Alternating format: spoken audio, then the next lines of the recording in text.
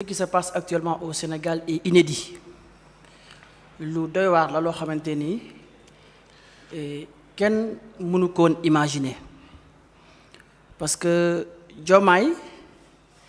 boo xoolee moom moo nekkoon secrétaire général Pastef mu démissionné ci poste bi en disant que dafa bëgg être au-dessus de la mêlée être le président de tous les Sénégalais donc pour moom kon jàpp na ne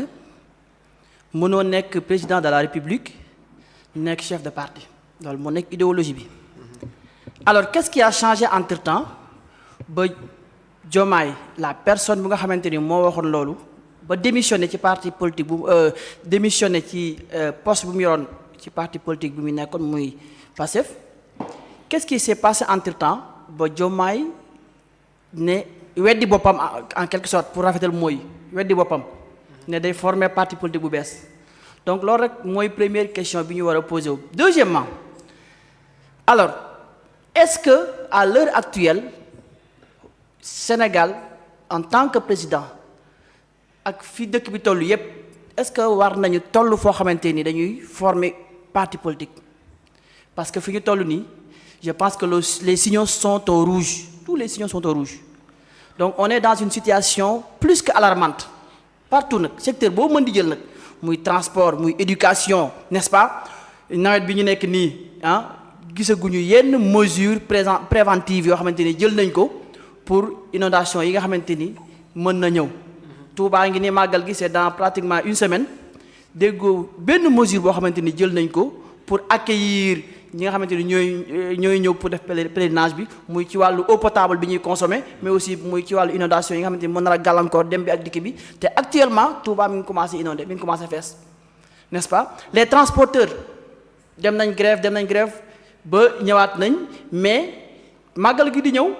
ñu ngi yokk paas yi dinañ ko yokk wala duñ ko yokk est-ce qu'il y aura des discussions ou pas ni war na fekk ministre transport bi teg ay leviers yoo xamante ni vraiment dinañ mën ne kat ku nekk dina mën dem Touba ñibbisi ci jàmm ak salaam sans problème donc c'est pour vous dire que le problème du Sénégal et des Sénégalais reste entier alors sur ce le président ne ko fa ñukk di créer parti politique te parti politique nag boo ko déggee buñ ku koy créer benn objectif nga am mooy la conquête du pouvoir donc ça veut dire que bu créer benn parti bu bees li ñuy jàpp rek mooy moom xelam li ci nekk yépp mooy un deuxième mandat malheureusement te dafa am lu mag ñi di wax nit ku nekk sa premier mandat peut-être nit ñi dañ lay am ci yow yaakaar daal di lay fal mais ce deuxième mandat à chaque fois sa bilan moo la war a fal donc waroon nañu góorgóorlu ba am bilan boo xamante ni bu ñu demee en 2029 kat ñu mën ne suñu bilan mu ngi nii lii ak lii lañ fi def joxaat leen ñu réew mi ñu yóbbuwaat ko fii ak fii mais malheureusement da ngay gis ne depuis bi ñu jëlee réew mi ba léegi rek yaa ne ma maale na yaa ne ma maane la mbiloo mbaaloo 2 ans et demi comme li may faral di wax plateau bu ma toog même benn doo daan sax peinturuñ ko fi benn mur peinturuñ ko fi defuñ fi dara ñëw ba 2 ans et demi nag vraiment ku nekk di préparer wu en 2029 il est devenu un marchand ambulant mu ngi wër mbedd di jaay carte marchand ambulant la bëgg a def boppam temps yi l'autre maintenant alors mi ngi commencer di créer parti politique pour préparer 2029 donc ça veut dire quoi ça veut dire que ñoom ñaar ñépp tey jàpp naa dañoo trahir askanu Sénégal parce que ñi leen votel en leur intime conviction ñi leen votel bu ñu xamoon ne bu ñu ñëwee ba fii nii la ñuy doxee jàpp naa ne bu fekkee bëgg nañ Sénégal duñu leen votel parce que les gens n'ont pas voté pour que bu ñu ñëwee ba à mi-mandat vraiment ku nekk di xool nooy demee en 2029 donc dañoo trahir askanu Sénégal donc haute trahison bi ñu doon wax man jàpp naa ne lii mooy haute trahison de la part des deux ñoom ñaar yépp nag parce que man dama jàpp ne Diomaye ak Sonko bonnet blanc bonnet la kiif ñoom ñoo yem benn atte ñoo bokk benn atte jusqu'en 2029 lépp loo xamante ni Diomaye def na ko wala Sonko def na ko rek ñoom ñaar ñoo ko bokk donc je pense que l'heure n'est pas à la création de partis politiques l'heure est tout simplement d'essayer de satisfaire les besoins des Sénégalais lambda Sénégalais bu fu mu na mën di nekk rek vraiment jàpp naa ne waroon na jéem a gis boppam ci état bi bu fekkee dañoo dàq Ousmane Sonko tout le monde applaudit avec les 2 mains parce que Ousmane n'a pas fait de résultat donc si tout le monde applaudit avec les 2 mains dañoo jàppoon ne bu ñu ñëwee dañuy def vraiment ay réformes yoo xamante ni kat au moins dinañ mën a dabal 2 ans yi ñu perte parce que on a perdu 2 ans et demi il leur reste 2 ans et demi ñun dañoo jàpp ni comme Ousmane moo nekkoon barrière bi moo nekkoon barrage bi dàq nañ ko par absence faute de résultat léegi on a applaudi avec les 2 mains et on s'est dit que donc Diomaye nag présentement kon gis na yoon bi mooy lan day def ay réformes idoines vraiment mettre les hommes qu'il faut à la place qu'il faut mais gis nañ ni instant bi clientèle politique lay def sincèrement parler parce que boo gisee nomination yi ni muy demee voilà ku ànd ak moom mu jël la ku ànd ak moom mu dàq la même bu fekkente ne sax tu faisais un bon travail on te renvoie ñu dàq la démettre de tes fonctions donc ça veut dire quoi ça veut tout simplement et tout bonnement dire que nous on est mal barré le Sénégal est mal barré li yëpp nag ce sont les conséquences vraiment de Ousmane moom mi nga xamante ni moo taxaw mu ne Ousmane Diomaye moo ko gën jàpp ci Diomaye mooy dëgg-dëgg jàpp ci Ousmane te Diomaye sax moo gën Ousmane maintenant ñu ñëw ba à mi-mandat mu ne woy Diomaye mooy ki gën a pire mooy ki gën a bon donc tout ça yow bu fekkente ne da nga nekk nit mënoo sax choisir une bonne personne je pense que yow jaratul ñu lay wóolu la dénk dara alors sur ce nag j'appelle encore une fois de plus les Sénégalais à beaucoup plus de maturité ñu ubbi seeni bët ñu xool ba la prochaine fois bu ñuy dénk askan bi nit ñu dénk ko koo xamante ne ni kat mën na koo jiite mën na koo yóbbu mais pas dénk askan bi benn nit sur benn base mooy diw mooy diw te ñépp xam nañ ne loolu c'était un slogan mais c'était pas la réalité donc loolu moo waral yépp am vraiment donc ce qui s'est passé c'est déplorable encore une fois de plus en un mot comme en 1000 mots ils nous ont déçus vraiment. damay ñëwaat foofu balaa maa jox sana sax ñu gis ne après bi ñu seen rassemblement on a vu des propos yoo xamante ne sànnante nañ ko depuis loolu yaa ngi gis genre guerre bu ndaw boo xamante ne diggante Diomaye la ak Sonko depuis sax bi muy nekk au pouvoir ba ni mu fay jógee sànnante googu est-ce que du ba moo indi tey dislocage bi nga xam ne moom la ñu nemmeeku. en fait olof da naan lu dul dëgg du yàgg lu dul dëgg du yàgg man bu fekkente ne damay ñëw pour nekk lu sa xarit pour benn objectif je pense que dislocation bi day gaaw te day ate maanaam day leer nañ ci bëtu ñëpp donc c'est ça qui se passe en réalité Ousmane mësul nekk Diomaye mësul nekk Sonko mais loolu nag comme naxee nañ ko askan bi xam nañ ne askan bi la majeure partie souvent peut-être bu ñu leen naxee ci ay slogan rek day jàll ils ont réussi vraiment à le faire mais je pense que li ñu nekk di def c'était prévisible en tout cas pour ñëpp ñi nga xamante ne am nañ benn culture politique bi rek day xam ne c'était prévisible parce que bon jàng nañ histoire de Mamadou Dia ak Senghor ak yeneen donc ça veut dire que c'était prévisible léegi nag par rapport nag ak kàddu yi nga xamante ne ñu ngi koy sànnante bon xaw ma ndax da nga dugg ci par rapport ak kàddu yi Diomaye yëkkati moom la yëkkati parce que boo gisee kàddu yi Diomaye yëkkati mu def ay punchline li ñuy wax punchline ay métaphores yu doy waar mais nag attention parce que wax souvent da ngay toujours nit ki bu def discours wala buy wax ak yow da ngay jéem a xool le non-dit dans le dit toujours le non-dit est le plus important parce que Diomaye bu taxee mu ne li ma xam ci li ma toog ak li ma yor ku ko xamoon di nga moytu ça veut dire beaucoup de choses c'est-à-dire ça veut dire que man dama jàpp ne Diomaye avant mu nekk président amoon na estime ci Ousmane bu baax a baax mais vu que dès que mu dugg ci pouvoir bi am ce qu'on appelle les réalités du pouvoir ñu tegal ko dossiers yi renseignements généraux yi ñu tegal ko dossiers yépp mu toog mu gis carrément ce qui se passe réellement entre 2021 2022 ba 2024 là nag c'est là où on a commencé à avoir un nouveau Diomaye je pense que nag dossier yooyu noonu jàpp naa ne sama intime conviction am na ci dossier yu sûr yu palpable yu mu téye yoo xamante nii moo tax mu naan ci li ma toog li ma téye premièrement deuxièmement aussi gis naa ko mu ne alors mu def benn comparaison entre njëmb ak suuna man je suis fils de paysan bay naa xam naa bu baax njëmb xam naa bu baax suuna alors njëmb ak suuna dafa nekk ñaari garab yoo xamante ni souvent ñooy ànd ñooy màggandoo doo leen xàmmee nag au début ba bu ñu demee ba ca kanam nga koy xàmmee ñooy niroo aussi te njëm particularité mooy lan mooy particularité jëm tool bu mu nekk déjà tool bi du naat maanaam fi dugub bi war nekk souvent day occuper espace bi donc njëmb day occuper espace comme Pastef ni muy occuper espace bi njëmb noonu lay def day occuper espace mais au finish njëmb amul résultat kenn du ko récolter. suuna nag moom mën nañoo occuper espace am mooy njëmb mën na jël espace am mais de tout à la fin da ngay gis ni suuna bi kuy góob moom suuna bi rek mooy am njariñ moom lay dagg. donc ça veut dire quoi il est en train de faire une comparaison entre son nouveau parti et parti bu mu jóge mooy Pastef pour dire que Pastef moom njëmb lañ mën nañoo occuper bruit bi occuper espace bi mais bu ñu demee à la finalité rek dañuy gis ne ñoom seen parti bu bees bi kiiraay mooy dominer loolu nag bon wax la ci biir wax man damay jàpp ne Pastef ak kiiraay yépp njëmb lañ. man sama gis loolu laa gis quoi sama gis mooy Pastef ak kiiraay yépp njëmb lañ. pourquoi parce que ñi nekk ci kiiraay la majeure partie nous viennent de Pastef. donc boo jógee Pastef te Pastef njëmb la nga ñëw ci kiiraay donc ça veut dire que njëmb la war encore rek donc Pastef ak kiiraay foofu ko fëriñ ñoom ñëpp njëmb lañ. duñu amal benn njariñ askan bi. la majeure partie yi nga gis ni yuy jóge Pastef di dem soit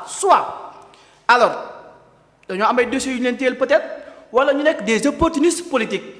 rare peut-être mën na ci am mais rare ñi nga xamante ni intime conviction moo leen yóbbu ci Bassirou Diomaye donc rare donc sur ce je dis que Pastef et Kiiraay sont tous des njëmb kon foofu moom loolu laa fi mën a wax beneen bi alors lu mu waxaat encore wax na ci njëmb waxaat na encore ci am na lu mu tudd Ousmane. saa fitna alors mu ne saa fitna dootu fi naane te ñeex loolu aussi dama koy dugalaat ci li ma waxoon léegi rek mooy jàpp naa ne am na dossier yu mu yor ak am na ay bagages yu mu yor yoo xamante ni tax na mu xam carrément ne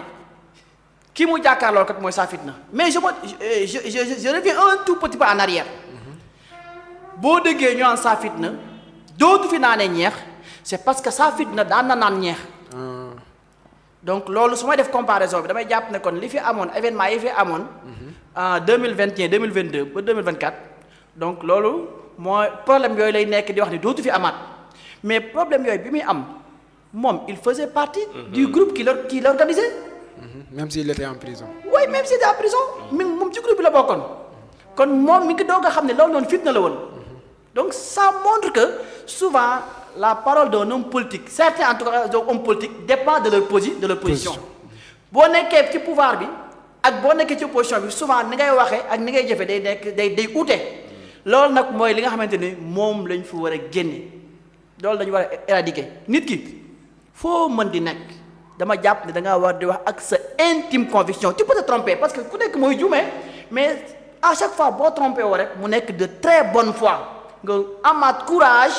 génnaat daal ne carrément kat je me suis trompé mais de bonne foi. mais da ngay gis ni ñoom pratiquement dañ leen a seen organisation politique bi ñu amoon da ngay gis ne toujours lépp lu nga xamante ni nekk nañ ci rek mooy lu gën mooy lu baax bu ñu demee ba nekk dans l'autre benn position bi rek da ngay gis ne sañ nañu sax layal li nga xamante ni moom la ñu waxoon des contre-vérités yoo xamante ni à n'a pas finir. donc loolu mooy seen moo formé seen chapelle politique te loolu moo nekk di moom la ñu nekk di gis nii kon li Diomaye di def nii yëpp di sànni xeer Ousmane ak yëpp man je pense que lii yëpp rek mi ngi mel ni nga jël yet bi di dóor sa bopp yow sa bopp. parce que Diomaye mooy Sonko mooy Diomaye tey bu sañoon fii mu toog au départ xuma léegi de au départ bu sañoon fii mu toog Ousmane moo fi toog kon ça veut dire que li Ousmane doon def yëpp àndoon na ci. kon du ñëw ba am différent ak Ousmane. bëgg di ko woowee ay saa fitna bien vrai que Ousmane c'est un saa fitna mais Diomaye aussi saa fitna la donc je pense que ñoom ñëpp sont des saa fitna